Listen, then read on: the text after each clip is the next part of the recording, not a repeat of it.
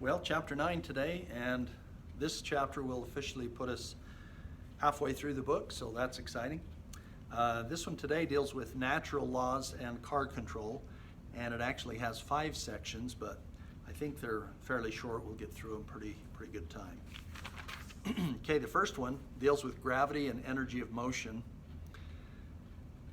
Objects that are at rest tend to stay at rest, and objects that are moving tend to keep moving. And this is the law of inertia.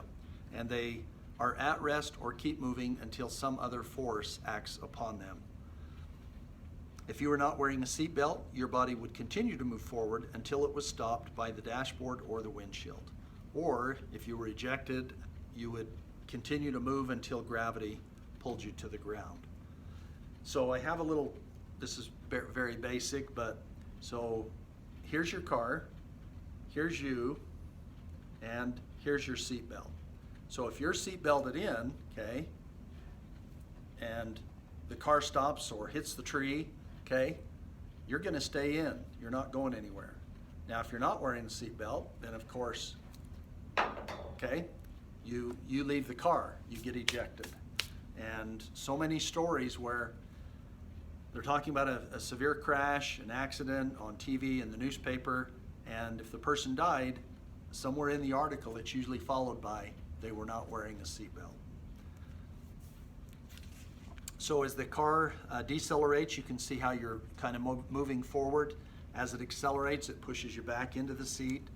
Going around a curve, the car itself wants to go around that curve. If you're going too fast, it'll want to continue in that straight line. Momentum is the tendency of an object to stay in motion or the inertia of an object in motion.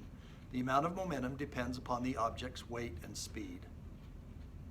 Then you have a moving object also has energy of motion or kinetic energy. A vehicle's energy of motion is proportional to the square of its speed. If you double your speed, your vehicle will have 4 times as much energy of motion and will need 4 times as much distance to stop. So if you're traveling 30 miles an hour and it takes you X amount of feet to stop, if you then double that speed to 60, whatever that speed was at 30 to stop, or whatever the distance was at 30 to stop, it will quadruple by doubling your speed to 60 miles an hour. Okay, gravity is the force that pulls all things to the earth. It's what keeps us on the earth. If you're up in the air and fall, it's what brings you down to the ground. On a long downhill stretch, shift to a lower gear so the engine can slow the vehicle.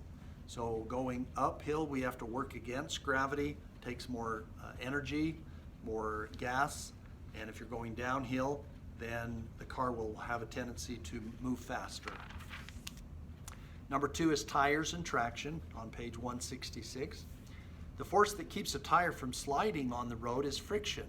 And friction is the force that acts between materials as they move past each other. When tires roll over the surface of the road, they create a form of friction called traction. Traction makes it possible for your vehicle to grip the road so you can control speed and direction.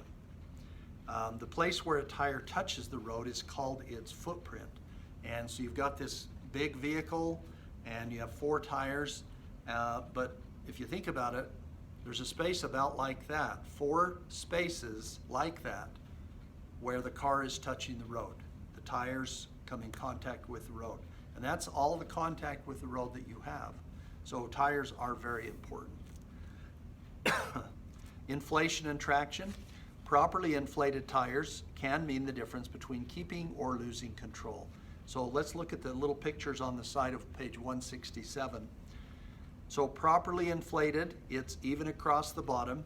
If it's a radial tire, which most new tires are, it might have just a slight bulge at the bottom. If the tire is underinflated, there's not enough pressure to keep it sitting flat on the ground, and the center part will start to come up a little bit.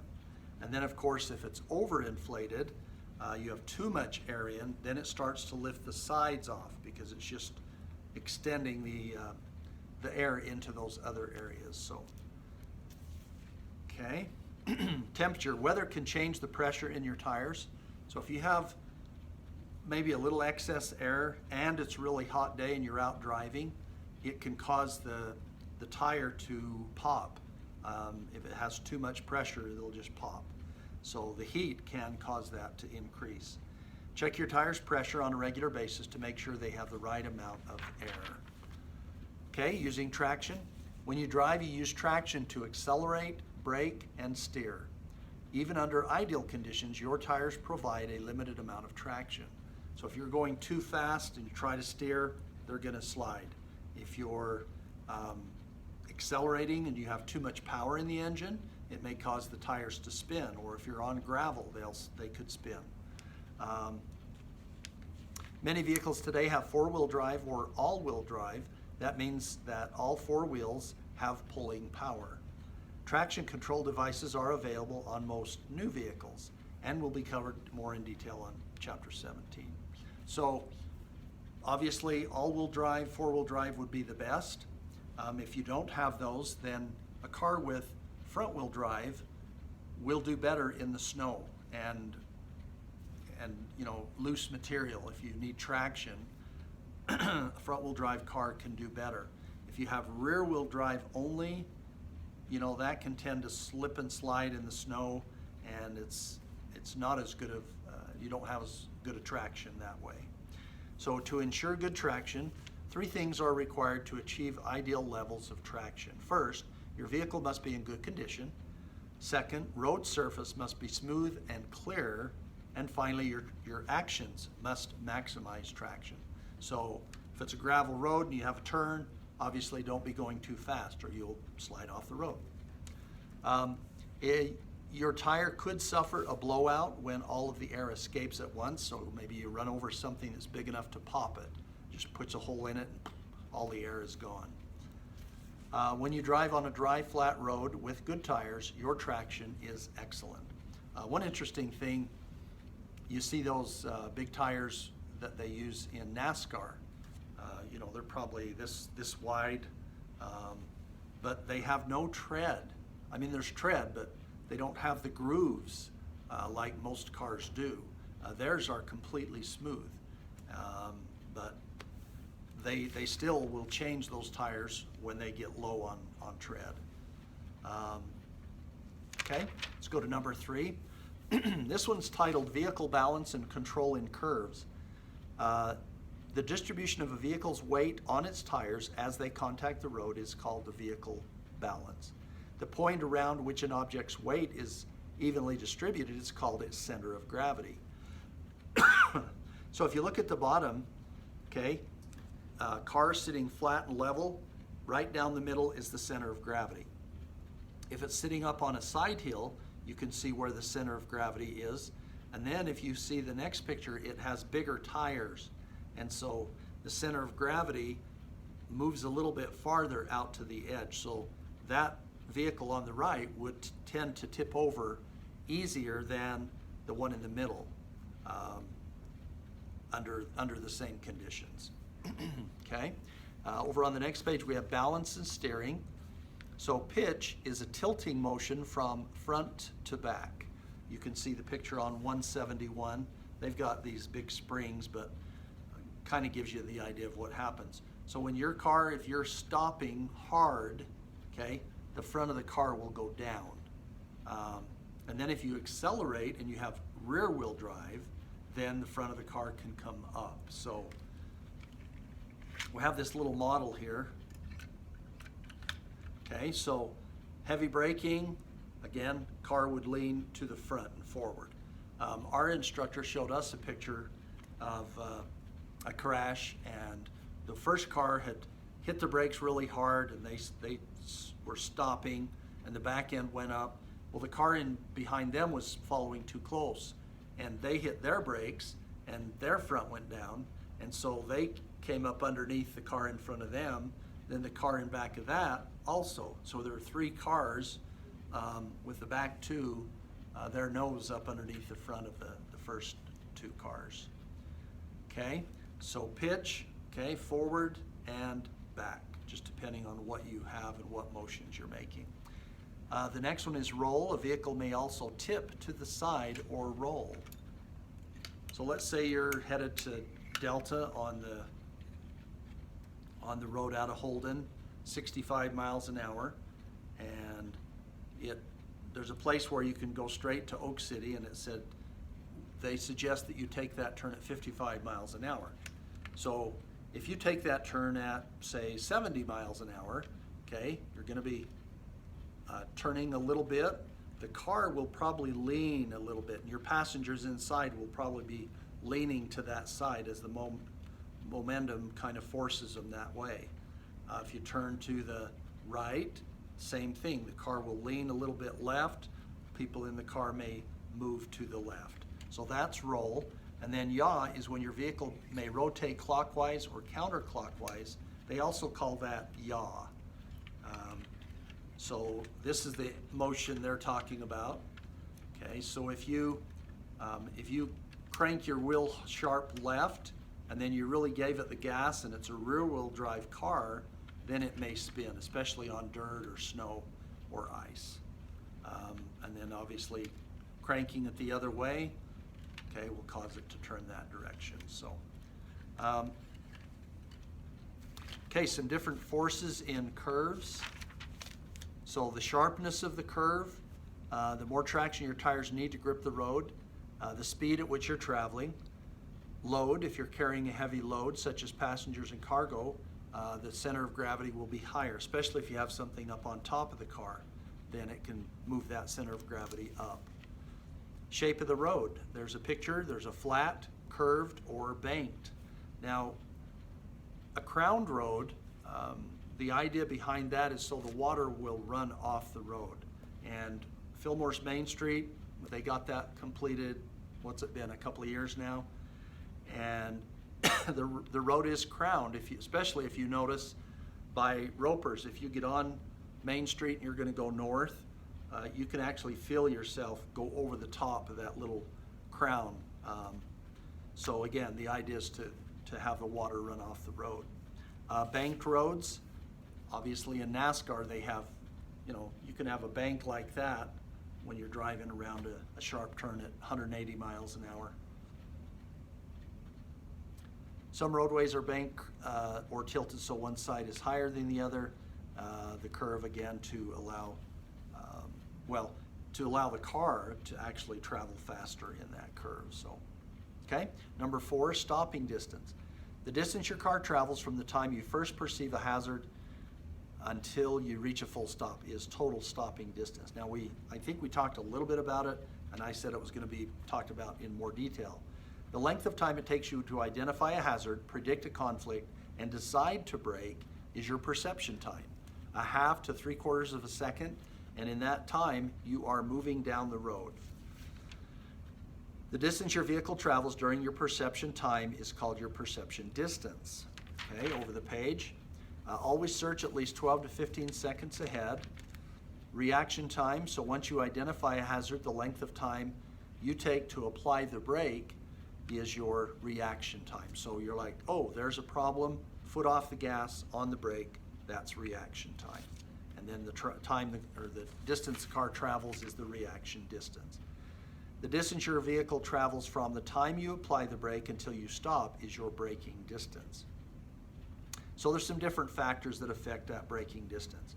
The ability of the driver, speed, vehicle condition, the surface of the road, hills, and the weight of the vehicle's load, whatever you're carrying. All right, I think this next one's the last one, controlling the force of impact. The force with which a moving object hits another object is called force of impact. 3 factors determine the force of impact: speed, weight, and the time between the initial impact and the stopping. So the speed you're driving, how much weight. So if you have a little teeny car and a great big semi-truck that weighs 80,000 pounds, the car's going to receive a lot of damage. That's all about that momentum and the kinetic energy and those types of things. Safety belts. A device you must engage, such as a safety belt, is an active restraint device. Cars used to have one that was automatic, at least part way. So when you closed the door, it would, make this, it would be motorized, and it would brrr, and then it would be over your shoulder. Well, you still had nothing over your lap, and so you had to physically move it and lock that one in place manually. It wasn't automatic. And a lot of people just thought, oh, I've got one over my shoulder, I'm good to go. And accidents started happening, people were sliding underneath, different things were happening, so they thought, maybe we should just not put those in cars because people can't seem to put that lap belt on. Okay, a device that works automatically, such as an airbag, is called a passive restraint device. So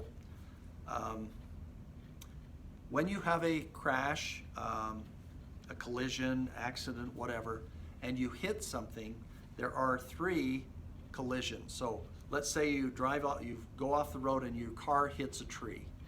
Okay, that's the first one. If you're not seat belted in and you hit the steering wheel with your chest, you go through the windshield or you hit the windshield, okay, or you're the passenger and you hit the dashboard, that would be the second collision. And the third one is the one that they say kills you, that most people don't think about. And that's when all of the organs inside your body, the brain in your head, once you hit and stop, okay, car hits the tree, you hit the steering wheel, then everything inside moves forward until it hits the front of your chest. And they say that's the one that can kill you. So there are those 3 collisions. Follow these steps to maximize protection against or protection from your safety belt. So again, make sure it's adjusted. Most cars have a little adjustment on the side that people don't realize. If you're a taller person, you can have it up higher. If you're shorter, then you can adjust it down. And make sure it's snug, you get it tight. Make sure not to have your arm over the top of it.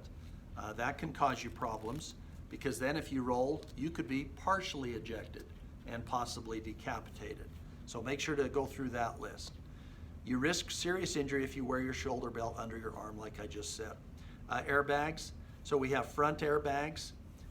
Advanced frontal airbag systems have sensors that can detect the size and seat position of an occupant, whether the occupant is wearing a seatbelt and the severity of the crash. The airbag then deploys with the appropriate speed and intensity for that situation. So if you have a child and they're seatbelted in, but they don't weigh a lot and they're young, the airbag probably will not go off. It shouldn't go off, okay? But if you're heavy enough, big enough, tall enough, then the airbag will go off to help protect you. And so I usually ask the class if anybody's been in an accident where an airbag has gone off, if they've experienced that. And most have not. And so what I do is kind of just give a little description of what it might be like. I myself have not either. But so the pillow I have at home is very dense. It's pretty heavy. I like a real solid, firm pillow. You know, the big, heavy foam. And so what I tell kids is if the airbag goes off, it would be similar to me holding that pillow and then just kind of winding up and slamming you in the face with that pillow. So it is still a pillow, but it's heavy and it's coming at you.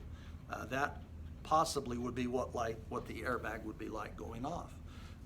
Now, compared to hitting the steering wheel with your chest, the windshield with your face, I'd take the pillow any day, okay? Cars have other airbags called side airbags. They're designed to protect your head and chest in a collision, so they can come out of the front, side, or back door pillars. Sometimes those are called side curtain airbags. And again, adjust your seat so that your chest is at least 10 inches away from the hub of the steering wheel, okay? So you don't want to be closer than 10 inches away from the steering wheel. Okay, the final one section talks about child passenger safety. Other than siblings, hopefully you don't have to worry about buckling children up yet. Safety belts usually do not fit children until they are between 8 and 12 years old. Until then, children who have outgrown a car seat with a harness are safer in a booster seat. So the first picture, infants 1 year old or younger and weighing up to 20 pounds, the rear-facing car seat, okay? So they're buckled into the car seat is buckled into the car. Children older than age 1 and more than 20 pounds should be carried in a forward-facing car seat. All children younger than 13 years should sit or be carried in a back seat. And so somewhere between there you could have a booster seat where it puts you up a little bit higher and then have possibly the seatbelt on. Okay, other protective devices. Cars are designed with crush zones. So Mythbusters did a little video where they had a car hit a brick wall at 50 miles an hour, a car hit it at 100 miles an hour, and then two of the same cars hit each other going 50. And what was the impact going to be like?